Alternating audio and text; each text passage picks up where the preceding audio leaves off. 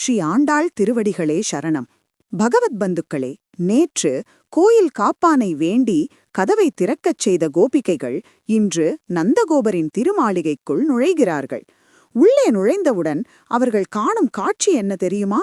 நம் பூர்வாச்சாரியர்கள், குறிப்பாக முமுட்சுப்படியில் சொல்லப்பட்ட ஒரு அழகான வரி உண்டு. பர்த்தாவினுடைய படுக்கையையும் பிரஜையினுடைய தொட்டிலையும் விடாத மாதாவைப் போலே, அதாவது கணவனையும் குழந்தையையும் பிரியாத யசோதையைப் போல இங்கே ஒரு வரிசை கிரமம் இருக்கிறது. முதல் கட்டிலில் தர்மமே வடிவான நந்தகோபர், அடுத்த கட்டிலில் பரிவுக்கடலான யசோதை பிராட்டி, மூன்றாவது கட்டிலில் நீலமேக ஷாமளனான கண்ணன், நான்காவது கட்டிலில் பலராமர். ஆக இந்த 17ஆம் பாசுரத்தில் இவர்கள் நால்வரையுமே வரிசையாக எழுப்பும் அழகு நம் நெஞ்சை உருக்கும் ஒரு பக்தி அனுபவம். வாருங்கள், அந்த திருப்பள்ளி எழுச்சியில் நாமும் கலந்து கொள்வோம். அம்பரமே தண்ணீரே சோரே அருள் செய்யும் எம்பெருமான் நந்த கோபாலா எழுதிராய். கொம்பனார்க்கெல்லாம் கொழுதே குலவிளக்கே, கொம்பனார்க்கெல்லாம் கொழுந்தே குலவிளக்கே, எம்பெருமாட்டிய சோதாய் அறிவுராய். அம்பரம் ஊடரு தோங்கி உலகளந்த உம்பர் கோமானே உறங்காதெழுதிராய். செம்பொற்கழலடி செல்வா பலதேவா, செம்பொற்கழலடி செல்வா பலதேவா, உம்பியும் நீயும் உறங்கேலோரும் பாவாய். உம்பியும் நீயும் உறங்கேலோரும் பாவாய். இந்த திவ்யமான பாசுரத்தின் பதவுரையை காண்போம். அம்பரமே தண்ணீரே சோரே, உடுக்க ஆடைகளையும் பருக தண்ணீரையும் உண்ண சோற்றையும் அறம் செய்யும் எம்பெருமான், தர்மமாக வாரி வழங்குகின்ற எங்கள் தலைவனே, நந்தகோபாலா எழுந்திராய். நந்தகோபரே, தாங்கள் எழுந்தருள வேண்டும். கொம்பனார்க்கெல்லாம் கொழுந்தே, பூங்கொடி போன்ற பெண்களுக்கெல்லாம் தலைவியே, அதாவது முதன்மையானவளே. குலவிளக்கே, ஆயர் குலத்திற்கு மங்கள விளக்கு போன்றவளே. எம்பெருமாட்டி யசோதாய் அறிவுராய். எங்கள் எஜவானியான யசோதையே, நீ விழித்தெழ வேண்டும். அம்பரம் ஊடறுத்து ஓங்கி, ஆகாயத்தை ஊடுருவி உயர்ந்து வளர்ந்து, உலக அளந்த, உலகங்கள் அனைத்தையும் அளந்த உம்பர்கோமானே, தேவர்களின் தலைவனே, கண்ணா, உறங்காது எழுந்திராய். இனியும் தூங்காமல் எழுந்திருக்க வேண்டும். செம்பொன் கழலடிச் செல்வா, சிவந்த பொன்னாலான வீரக்கழலை அணிந்த திருவடிகளை உடைய செல்வந்தனே.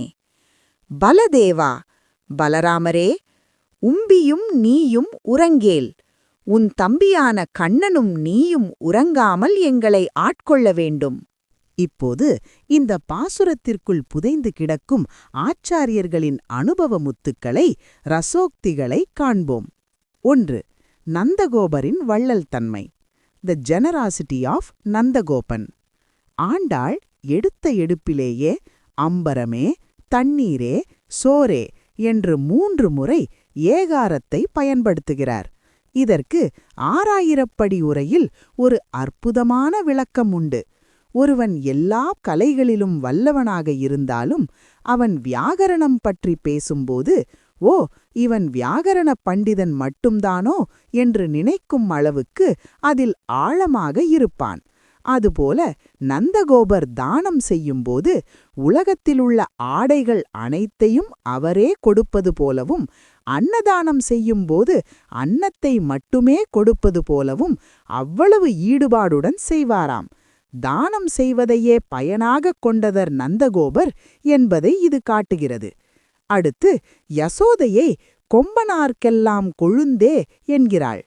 கொடிக்கு ஏதாவது வாட்டம் வந்தால் அது முதலில் அதன் நுனியிலுள்ள கொழுந்தில்தான் தெரியும்.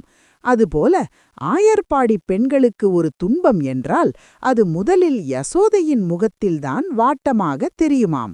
அதனால் அவளை எங்கள் மட்டாடி என்று உரிமையோடு அழைக்கிறார்கள். 3. உலகளந்த உத்தமன். த லாஜிக் ஆஃப் திரிவிக்ரம அவதாரம். இங்கே கண்ணனை எழுப்பும்போது திடீரென வாமனாவதாரம் நினைவுக்கு வருகிறது. அம்பரம் ஊடறுத்து ஓங்கி உலகளந்த என்கிறாள். ஏன் தெரியுமா? கண்ணா, அன்று மகாபலி என்ற அசுரன் தன் செருக்கினால் வேண்டாம் என்று சொல்ல சொல்ல அவன் தலையில் உன் திருவடியை வைத்தாய்.